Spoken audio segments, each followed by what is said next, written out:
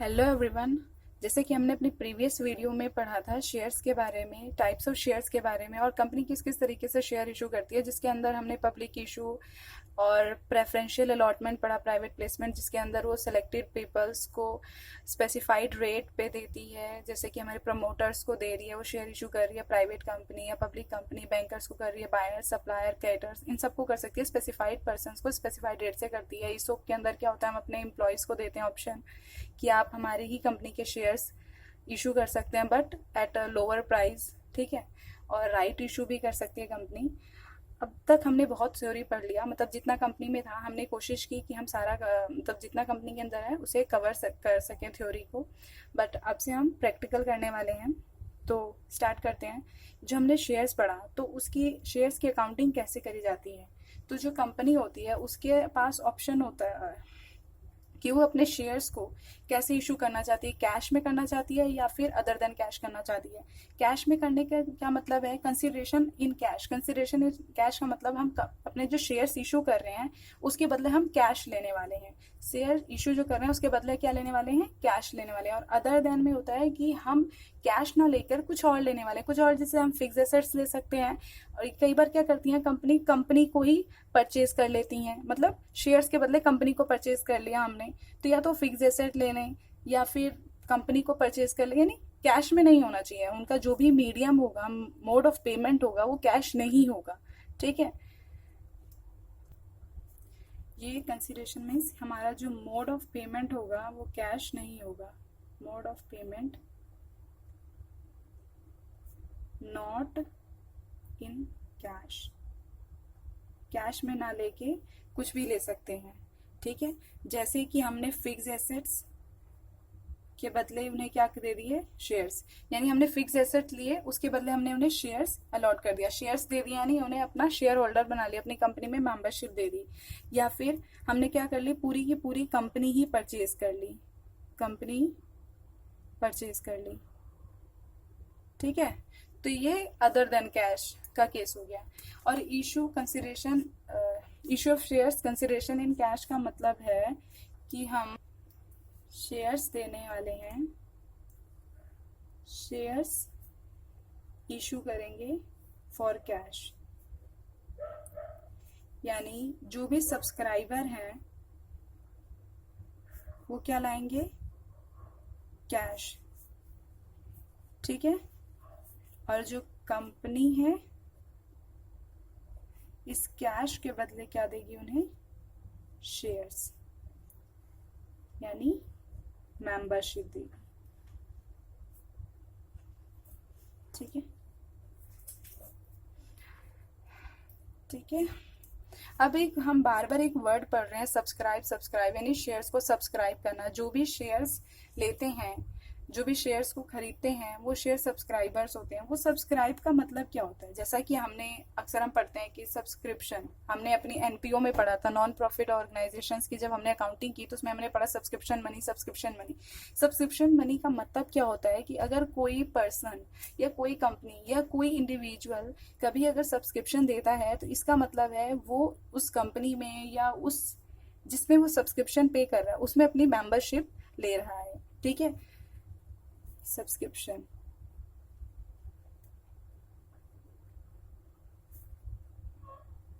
Membership होती है, यानी जब भी हम सब्सक्रिप्शन मनी पे करते हैं, जब भी हम सब्सक्रिप्शन मनी पे करेंगे हम उस कंपनी की या उस पर्टिकुलर जगह की मेंबरशिप लेते हैं, ठीक है। अब जब शेयर्स ऑफ इशू करते हैं हम कैश में, शेयर्स इशू करते हैं कैश में, तो कैश में भी हम दो तरीके से कर सकते हैं, या तो हम लमसम में कर लें या फिर हम इंस्टॉलमेंट में करें। लमसम का मतलब क्या होता है कि हम सारा का सारा पैसा, जो शेयर इशू करने वाले हैं उसके बदले का सारा पैसा हम एक ही बार मंगवाने वाले। तो लमसम का मतलब क्या हुआ कि शेयर्स इशू जो हमने किए और जो पैसा हम ले रहे हैं वो सारा का सारा इकट्ठा ले लेंगे, ठीक है। और इंस्टॉलमेंट का मतलब क्या होता है, जो हम शेयर इशू करेंगे, इशूड शेयर्स एंड अमाउंट जो रिसीव करेंगे हम, are amount received in instalment, ठीक है। जो भी हम पैसा रिसीव करेंगे वो इंस्टॉलमेंट में करेंगे, ठीक है, by the shareholders. By the shareholders. बहुत ठीक है। Issued share and amount received in instalment. ठीक है, अब ये इंस्टॉलमेंट देख लमसम में क्या हुआ कि देखो सबसे पहले हमें समझना चाहिए कि जब कंपनी शेयर इशू करती है तो वो करती कैसे है। देखो सबसे पहले क्या करती है, कंपनी अपने प्रोस्पेक्टस इशू करती है। पब्लिक कंपनी ने प्रोस्पेक्टस इशू किए, लोगों ने उसे देखा समझा कि कंपनी का हाँ जो पैसा ले रही है वो पर्पस सही है, कंपनी की नेटवर्थ अच्छी है, कंपनी में पैसा लगाना हमारे लिए सही रहेगा। तो पब्लिक क्या करती है, उस प्रोस्पेक्टस को इशू पढ़ने के बाद जिसमें लिखा होता है ऑलरेडी कि अगर आप शेयर्स को सब्सक्राइब शेयर्स लेना चाहते हैं तो आपको कितना एप्लीकेशन मनी पे करना पड़ेगा। तो कंपनी जो पब्लिक होती है सबसे पहले क्या करती है, एप्लीकेशन मनी पे करती है। एप्लीकेशन मनी, एप्लीकेशन समझते हैं, यानी हमें आपके शेयर्स चाहिए उसके लिए वो एप्लीकेशन देते हैं और उसके लिए वो क्या करते हैं, मनी पे करते हैं। तो जो एप्लीकेशन मनी पे करी जाती है और जब कंपनी के पास एप्लीकेशन मनी आ जाती है उस एप्लीकेशन मनी को कंसीडर करने के बाद कंपनी अलॉटमेंट करती है। ठीक है, अलॉटमेंट मीन्स अपने शेयर्स को उन लोगों को इशू करती है जिन्होंने एप्लीकेशन मनी दी होती है, एप्लीकेंट्स। ठीक है, यानी जो एप्लीकेशन मनी देता है उसे क्या कहा जाता है, एप्लीकेंट्स। ठीक है, एप्लीकेंट्स मतलब जो शेयर्स के लिए अप्लाई करते हैं। ठीक है, ये याद रखना, आगे क्वेश्चंस में बार बार आएगा ये एप्लीकेंट्स है, ये अलॉटी है। ठीक है, तो जो शेयर एप्लीकेशन मनी पे करते हैं वो एप्लीकेंट्स होते हैं, यानी उन्होंने शेयर लेने के लिए अप्लाई किया। उसके बाद कंपनी क्या करती है, अलॉटमेंट करती है, और जब कंपनी जिसको अलॉट कर देती है शेयर्स तो वो बन जाते हैं अलॉटी। मींस ये बन गए हमारे शेयर होल्डर्स। ठीक है, और शेयर होल्डर्स ही हमारे क्या हैं, मेंबर। ठीक है, कंपनी ने इन्हें शेयर अलॉट कर दिया तो ये अलॉटी हो गए, अलॉटी ही शेयर होल्डर्स हो जाते हैं और वही मेंबर्स होते हैं ऑफ द कंपनी। ठीक है, अब कंपनी ने सबसे पहले एप्लीकेशन मनी रिसीव की। एप्लीकेशन मनी रिसीव करते ही कंपनी उस एप्लीकेशन मनी को ट्रांसफर करती है। कहाँ ट्रांसफर करती है, अपने शेयर कैपिटल अकाउंट में, शेयर कैपिटल अकाउंट में।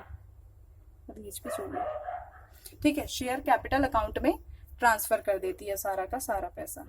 ठीक है, उसके बाद अलॉटमेंट का पैसा मंगवाती है, अलॉटमेंट ड्यू करेगी, उसका पैसा रिसीव करेगी, और उसके बाद वो कॉल मनी भी मंगवाती है। कॉल मनी मतलब अलॉटमेंट मंगवाने के बाद कंपनी को जब भी चाहा लगा कि हाँ अब हमें पैसे की जरूरत है तो वो अपने शेयर होल्डर्स को कॉल मनी मंगवाती है, यानी स्पेसिफाइड मतलब लिखा होता है कि इतना कॉल मनी है, उतना ही कॉल मनी वो शेयर्स पे मंगवा लेती है। ठीक है, तो ऐसा तो उनका प्रोसीजर चलता है, यानी जब भी उसे कॉल मनी, जब भी कंपनी को पैसे की जरूरत होती है उसी हिसाब से वो कॉल मनी मंगवा लेती है। ठीक है, या फिर एक कॉल कर सकती है, यानी जो बचा कुछ पैसा वो एक कॉल में मंगवा ले, या सेकंड कॉल मंगवाए, या थर्ड कॉल, मतलब जितने भी उसे लगता है। ठीक है, अब जो कंपनी कैसे इशू करती है, company number of shares specified करती है कि उसे कितने नंबर ऑफ शेयर्स इशू करने हैं, नंबर ऑफ शेयर्स इशूड। तो कंपनी सबसे पहले क्या लेके चलती है, कंपनी लेके चलती है कि अगर कंपनी को 1 लाख रुपए की जरूरत है, कंपनी को 1 लाख रुपए शेयर कैपिटल चाहिए, यानी उसे 1 लाख रुपए की जरूरत है, अमाउंट रिक्वायर्ड। ठीक है, अगर कंपनी को 1 लाख रुपए की जरूरत है तो कंपनी उसी हिसाब से देखती है, अच्छा 1 लाख रुपए की जरूरत है, मुझे अब क्या मंगवाना है, इक्विटी मंगवाना है या प्रेफरेंस मंगवाना है। इस हिसाब से कंपनी डिसाइड कर लेती है कि मुझे इक्विटी या प्रेफरेंस शेयर मंगवाना है, कौन से शेयर्स मंगवाने हैं। अब जब वो डिसाइड कर लेती है उसे कौन से शेयर्स मंगवाने हैं, देन उसके बाद वो डिसाइड करती है कि हमें अपनी जो शेयर्स है उसकी कितना अमाउंट रखना है, यानी उसकी फेस वैल्यू कितनी रखनी है, क्या उसे प्रीमियम पे मंगाना है या नहीं मंगाना है। तो अब हमने 2 शब्द पढ़े, एक होता है फेस वैल्यू और एक पढ़ा हमने प्रीमियम। ठीक है, तो जो कंपनी होती है, जो हमारी कंपनी होती है, उसके पास एक